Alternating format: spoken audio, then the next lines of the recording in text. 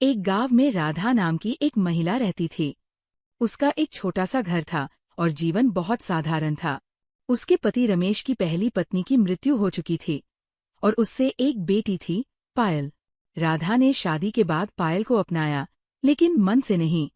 उसे लगता था कि पायल उसकी अपनी नहीं है, इसलिए वो उसे हमेशा नजरअंदाज करती। उसे ठीक से खाना नहीं देती, कभी प्यार से नहीं बुलाती और जब भी कोई काम होता तो पायल को ही जिम्मेदार बना देती। पायल एक बहुत ही शांत और समझदार लड़की थी। वह जानती थी कि राधा उसकी सगी माँ नहीं है, फिर भी वो कभी शिकायत नहीं करती थी। वो घर का सारा काम बिना किसी नाराजगी के कर देती और पढ़ाई में भी बहुत अच्छी थी। एक दिन गांव में एक बड़ा समारोह हुआ, जिसमें बच्चों की निबंध प्रतियोगिता रखी गई थी।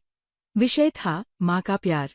पायल ने उसमें हिस्सा लिया और एक सुंदर सा निबंध लिखा, जिसमें उसने लिखा, माँ वो होती है जो बिना शर्त के प्यार करती है। मेरी माँ राधा अम्मा मुझे डांटती है, मुझसे काम कराती है, पर उन्होंने मुझे भूखा कभी नहीं सुलाया। उन्होंने मुझे स्कूल भेजा, कपड़े दिए और हर बार मेरी चोट पर मरहम लगाया। शायद उनका प्यार सख्त रूप में है, लेकिन वह मेरी माँ है, क्योंकि माँ सिर्फ जन्म से नहीं, कर्म से बनती है। जब ये निबंध समारोह में पढ़ा गया तो वहां बैठे सभी लोगों की आंखें भर आईं, खासकर राधा की। उसने पहली बार महसूस किया कि पायल कितनी समझदार और प्यारी बच्ची है और वो खुद अब तक कितनी गलत रही।